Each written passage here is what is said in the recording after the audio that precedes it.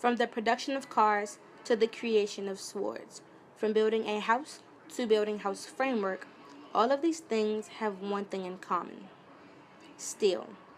Just think how life would be without some of the everyday necessities that we receive from the comfort of the sturdiness of steel. Without them, there won't be much left at all, but most importantly, there wouldn't be the United States of America. Known as the Man of Steel, Andrew Carnegie changed America as we know it. Carnegie was born on November 25, 1835 in Dunfermline, Scotland. He grew up in poverty, but in 1850, at the age of 13, young Andrew started working as a telegraph messenger boy in the Pittsburgh office of the Ohio Telegraph Company, earning a wage of $2.50 per week. He used his earnings to help support his family. He was a leader and the breadwinner in his family, and he never looked back as his leadership skills began to develop. Young Carnegie was so skilled in the job that he learned how to memorize different sounds and developed the ability to translate signals by ear without using the paper slip. Within a year, Carnegie was promoted to telegraph operator. His willingness for hard work, his perseverance, and his alertness soon brought forth more opportunities. In 1853, Andrew began working for the Pennsylvania Railroad for Thomas Scott. Scott was looking for a good enough messenger and soon found all that he wanted in Carnegie. Scott was soon to become Carnegie's mentor and taught him how to invest his money. Some of his early investments, such as the T.T. Woodruff Sleeping Car Company, would prove to be profitable, for Carnegie learned how to reinvest his returns in railroad-related industries. As a result, Carnegie slowly accumulated much capital and wealth, which later became basis for his later success. In 1865, Carnegie founded the Keystone Bridge Company. His most ambitious project required him to build a strong enough bridge to cross the current of the Mississippi River so trains could transport cargo and passengers more efficiently. Many tried before Carnegie, but all were failed attempts. Carnegie had a vision to create a bridge made of steel, but his goal nearly bankrupted Carnegie's investments and sent him into debt. Despite great opposition, Carnegie never gave up, and the Eads Bridge was completed in 1874. There was a myth saying that an elephant wouldn't cross an unsteady bridge. Andrew had decided to test this theory to find out that his bridge was completely sustainable.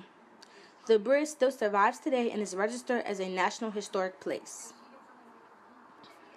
After the bridge was built, America began to see the value in using steel as opposed to iron, and new industries began to boom across America.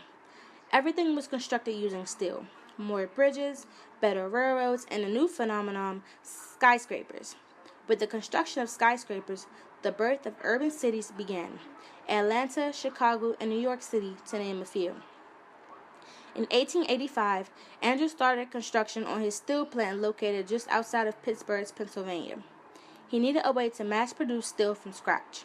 He decided to now invest his money into a machine called the Bessemer process, which was an industry-used machine invented by Sir Henry Bessemer. By investing all of his time and money into this machine few had heard of, Carnegie was risking everything that he had worked his entire life. His steel relied on the Bessemer process. His leadership in this invested proved once again to be the right decision, and by using the Bessemer process, Carnegie was now able to mass-produce steel at a much cheaper rate. He also incorporated vertical integration, which is control over every aspect of the industry, from the mining of iron through the production and distribution of steel. This brilliant strategy increased his control over the industry and his wealth. By 1889, Carnegie's steel empire had grown tremendously. Business was great. What could possibly go wrong? In 1929, when the stock market crashed, Carnegie was away on a trip to Scotland, but when he later returned, the disaster had hit him and his company hard. While away, Carnegie had left his business in the hands of his mentee, Henry Frick. Frick decided to cut wages of the workers, and soon they began to strike. During the Homestead Strike of 1892, 7 strikers were killed and hundreds of employees were injured. Due to the aftermath of the Homestead strike, Carnegie felt bad for the leadership of Frick with his company and had felt like he had owed the people back. This event marked the beginning of his philanthropic endeavors. Carnegie decided to retire at the age of 66. He sold his entire industry to J.P. Morgan for $480 million, making him the richest man in the world. He began to use his retirement money to give back to the community. He has donated to libraries, funded organizations and colleges, and has invested in his own institutions. In total, Carnegie has funded close to 3,000 libraries, including locations in 47 U.S. states, Canada, the United Kingdom, Australia, New Zealand, the West Indies, and Fiji. He has also donated 50,000 euros to help set up the University of Birmingham in 1899. In an essay that Carnegie published in 1889 entitled The Gospel of Wealth, Carnegie stated that hard work and perseverance would eventually lead to wealth and that poverty was just a temporary character flaw. He made it very clear that if you were rich, your purpose in life was to recirculate your money back into society where it could be used to support the greater good. This was a bold statement, and this is exactly what Carnegie did up until his death. Carnegie died on August 11, 1919, but his legacy lives on today. There is a good chance that Andrew Carnegie's name is decorating at least one of the buildings in your city.